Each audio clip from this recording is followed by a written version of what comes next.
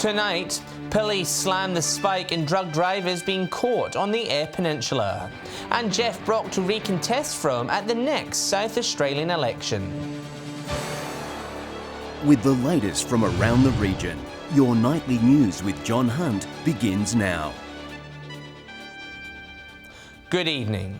South Australian motorists have been blasted by police after a road safety blitz caught more than 9 drug drivers across the Eyre Peninsula. They say they'll continue to crack down on drivers doing the wrong thing on our roads. A horror month on South Australian roads with 4 lives already lost. People are complacent and we've started off the year poorly again, losing too many lives on our roads. Authorities blasting motorists after a police blitz over the weekend caught more than 111 motorists drink driving, 63 with illicit drugs in their system, 540 speeding and 44 not wearing a seatbelt. It is just not acceptable. People need to start taking responsibility for their actions. In Port Lincoln, 8 drug drivers have been caught this month alone, the youngest just 17 years old. A horror crash last week which claimed the life of a 20-year-old driver still haunting the town. It affects loved ones, it affects profession, it affects communities, and quite often people never recover from what transpires. Authorities have launched an online initiative to help combat the growing road toll, comparing driving a car to a bullet. This is a strong message, a powerful message. We want to see this initiative pushed out online and make sure people get the message. When you're behind the wheel, you are driving a 1-ton bullet. Police say they'll continue to crack down on drink and drug driving, fatigue, inattention and in particular speed. If you're doing the wrong thing on the road, be prepared because police will pull you over, police will catch you and you will cop a hefty penalty. So far 21 lives have been lost on South Australian roads compared to 22 this time last year. Nathan Regter, 7 Spencer Golf News. Kimber's nuclear waste facility proposal will soon be up for discussion in federal parliament, with an inquiry underway. Residents voted 62% in favour of hosting the site. However, the government says the project's still subject to scrutiny. The Kimber community divided by nuclear waste, a proposed new facility causing a stir for more than 4 years. This has been an incredibly divisive process because it's a process that hinged on individual landowners nominating a site. The member for Giles says the process is one of the poorest he has seen. It doesn't make any sense to transport halfway across the country long-lived intermediate waste to a interim site. However, Kimber's mayor says the nuclear medical industry is important for all Australians. I'm proud that Kimber's going to be part of the solution to safely and responsibly store the waste. The residents of Kimber know more about this process than any other community in Australia. They've made a decision across a whole raft of measures. The Federal Resource Minister says it will deliver a strong regional economy for Kimber. About 45 people who will be employed with high-level jobs. There's a facility package for the local community of $31 million in federal funding. Greens Senator Sarah Hanson-Young could not speak on camera, but in a statement says the minister is mistaken about the depth of community consultation, encouraging him to listen to all sides. It's not going to be easy, I fully acknowledge that, but for such a difficult conversation that we're having over this facility, I'm really proud of the way our community's come through it. Sophia Contagonis, 7 Spencer Golf News. Independent member for Froemming Jeff Brock has surprised the community, confirming he'll run for re-election in 2022. The 70-year-old says he's still full of energy and wants to deliver extra funding for regional road upgrades. This local MP isn't ready to call it a day just yet. The member for Froemming confirming he'll seek another 4 years in the job. Thinking about it for a long time, and yes, at this particular point, because you never know what's going to happen tomorrow, but my indication is that I'll run in 2022. Mr Brock has held the traditionally Liberal seat since 2009. This news the talk of the town this morning, with some residents already backing him. I reckon that's very good. He's got the support of the community and he should certainly, I would encourage him to go again. Fantastic idea because he works for people with disabilities. He shows a lot of respect. The former mayor and smelter worker says he's passionate about the region. If re-elected, he'll continue to push for funding to upgrade regional roads, a cause close to his heart. We've had certain roads widen, and road safety is very important to me because, as I said, I've had an incident. My late wife was killed in a road crash. The election isn't for another 2 years. However, he says the campaign to retain his seat has begun. You can only do the best you can, and whilst I'm enjoying it and got the passion and the energy, I'm going to have another shot at it. He's battled for Port Pirie and the local community for so many years. I think he's doing really well. Shari Hams, 7 Spencer Golf News. A Western Australian couple has been arrested in Port Pirie over the weekend after patrols found the pair allegedly driving a stolen hire vehicle around 1 Saturday morning. The 47-year-old woman and 59-year-old man were pulled over by patrols in Solomon Town. Further checks revealed the white Hyundai Kona had been allegedly stolen from a hire car outlet in Western Australia. Police also allege they found fraudulent paperwork in the vehicle. Both were arrested and refused police bail. Still to come tonight, major road upgrades completed in Broken Hill. And youth the focus of a new renewable energy program in Port Augusta.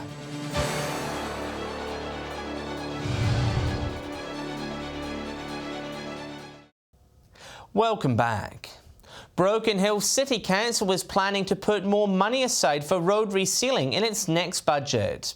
The decision comes after a major roadworks program was carried out over the summer months.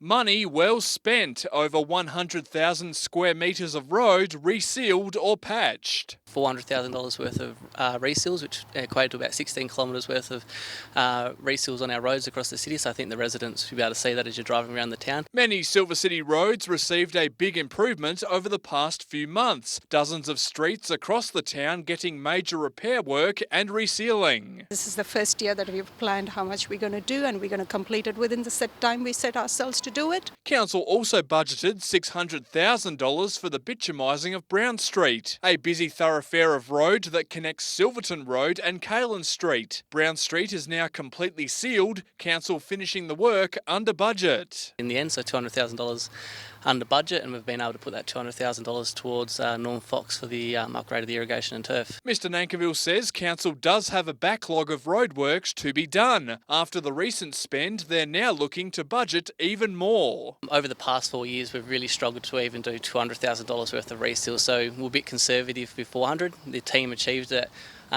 to their plans and on time, so we're going to move on obviously up to 600,000, build that capacity slowly back into the workforce. Council has praised the workers who carried out the reseal program in the hot weather conditions. Patrick Reinke, 7 Spencer Golf News. The upcoming Port Augusta Green Power Festival was added a youth element. Local schools will be able to take part in a renewable energy program aimed at educating students about the concept. With the inaugural Green Power Festival just weeks away, organisers are turning their focus to the next generation. We've got some science and energy shows coming up, and they're going to go around all the schools next week.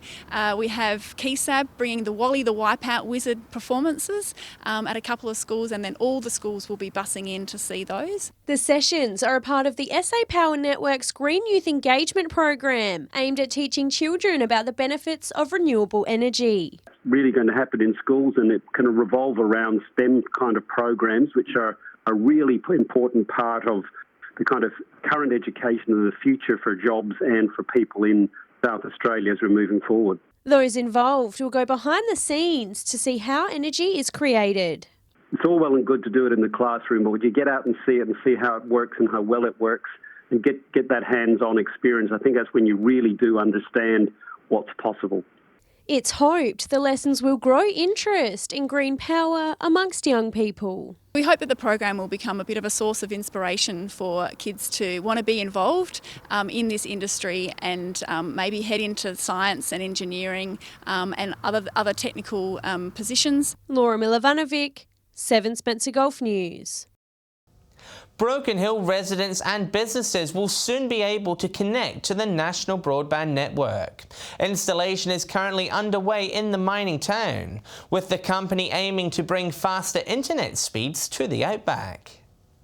From breaking ground to laying cable, the NBN rollout is underway in the Silver City. We hope that the first premises in Broken Hill will be able to connect to the network in May, with the majority of the town ready to connect by the end of June. Work crews have been in town since late last year. The long-awaited installation of the multi-billion-dollar infrastructure project now in full swing. 75 workers on site today at various points around Broken Hill, working on the projects. But the job hasn't been smooth sailing, the excavation work taking longer due to Broken Hill's hard surface rock. Crews on Gypsum Street taking a day just to get through 30 metres of ground. Some of the rock reportedly 10 times tougher than crews have dealt with. That rock under the surface, we've got some big machinery here in Broken Hill to help us drill through that rock. On the other side of town, fibre optic cable is being put in the ground, over 160 kilometres of it underneath the city streets. Tim says the internet speeds that will be delivered to locals and businesses will be much quicker than the current ones. The majority of people in Broken Hill are going to be getting speeds of at least 50 megabits per second download. And look, if you're in the south of Broken Hill, that's probably going to mean 50 times faster than what you're getting at the moment. Patrick Reinke, 7 Spencer Golf News. Stay with us. A Port Lincoln opshop celebrates its golden anniversary. And Walla's ballet performers get ready for this year's Unearth Festival.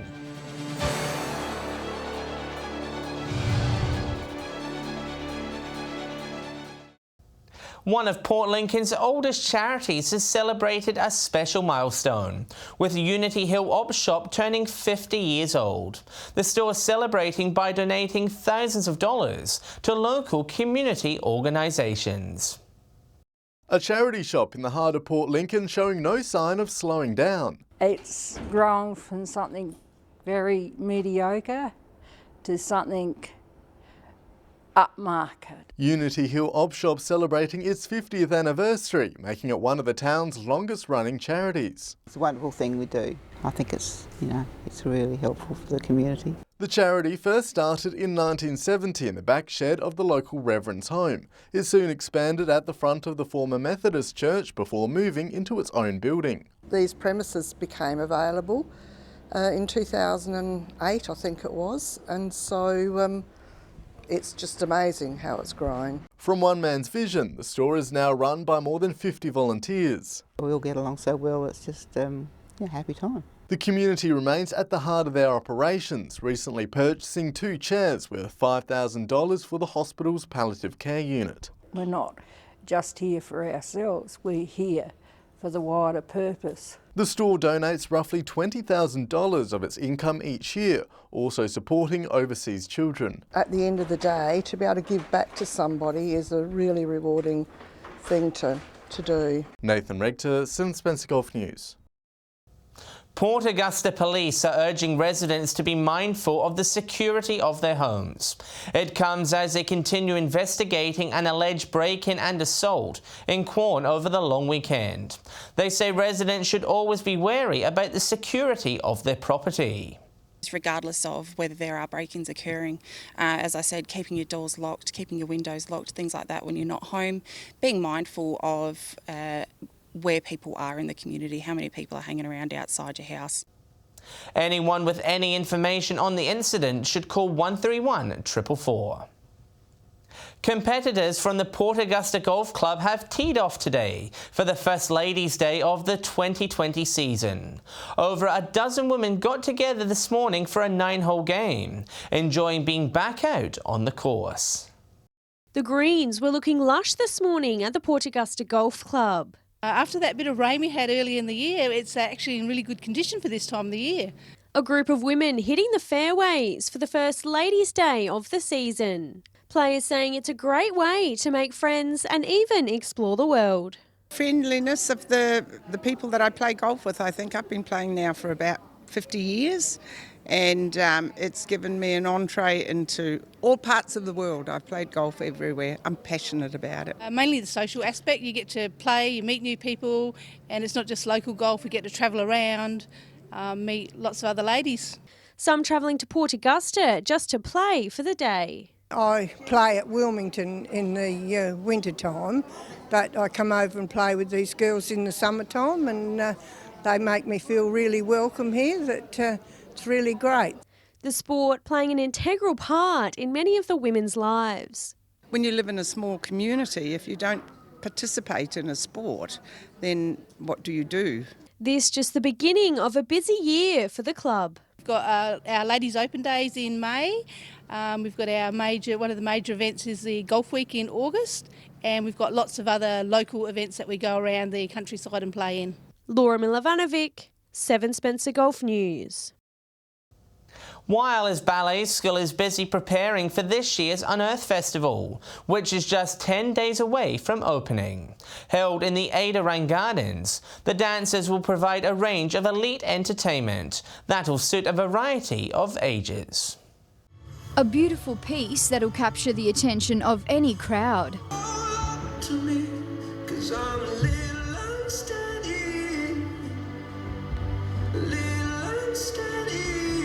These graceful dancers busy rehearsing for the event. The Walla Ballet School is offering 4 performances across the day. This year's acts include 2 main stage performances, Carnival of the Animal roaming throughout the gardens, along with roving tappers. We're going to put a board down in the gardens and we're going to show our different skills and tap. The school encouraging locals to join in, also offering a ballet station. Wonderful come and try ballet bar space where any children or adults wandering past can just pop on and do a little bit of a dance with our senior students. It's so good to get out into the community and show what we work so hard on every day of the week, all year. And if the dancing isn't enough, the show-stopping costumes will be sure to grab your attention.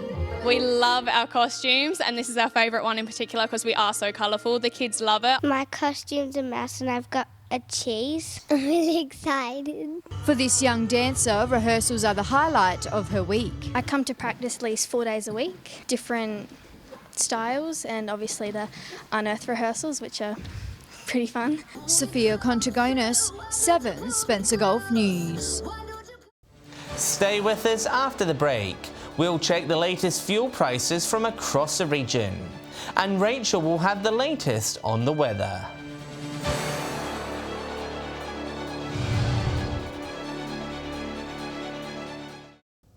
Hello again. Time now to take a look at how things are shaping up when we head to the local petrol bowser. Here's Patrick Reinke with this week's Fuel Watch.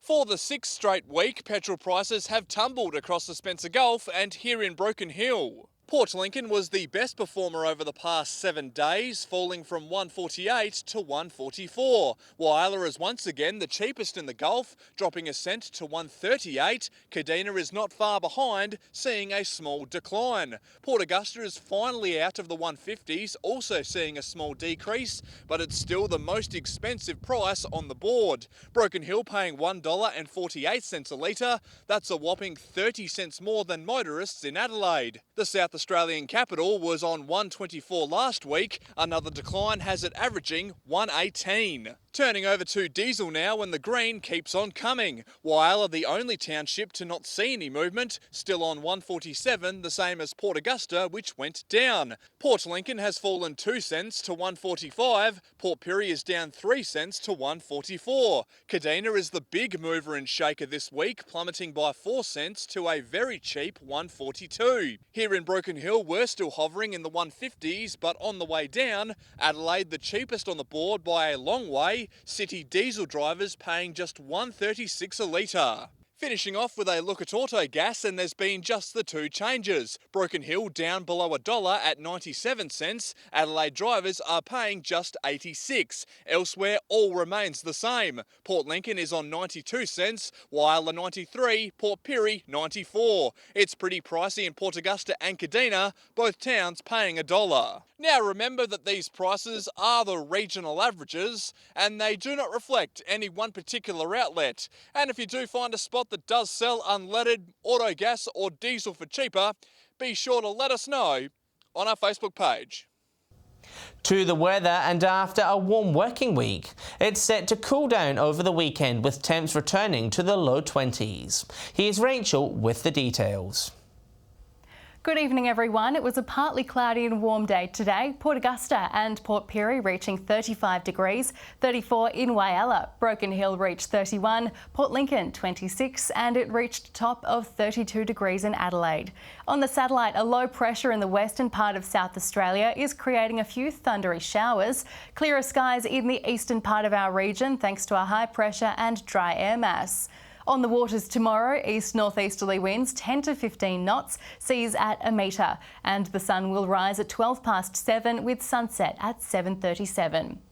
Warm again tomorrow with the chance of a shower in most parts. Port Augusta set for a top of 36 degrees, Walla reaching 35, Port Lincoln 32, Coffin Bay 29, Woodner and Corn both reaching 36 degrees. Broken Hill partly cloudy and 31, Port Pirie and Cleve 35, Clare showers and 32, Kadina 34 and Adelaide a top of 32 degrees.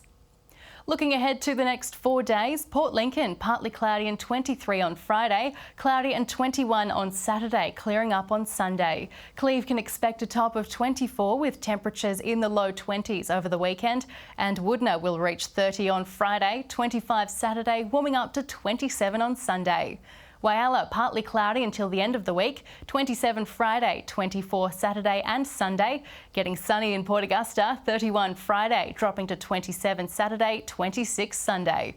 And in Kadina, it'll be partly cloudy and 28 Friday before dropping to 25 on the weekend.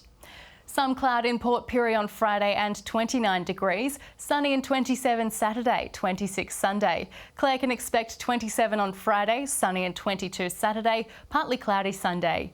And finally to Broken Hill, 33 Friday, partly cloudy, sunny and 25 on Saturday and Sunday. And that's all for now. John, it's back to you. Thanks for that, Rachel. And that's the local news this Wednesday evening. Thanks for joining us. I'll have updates later, but until then, enjoy your evening. On behalf of the entire news team, it's good night.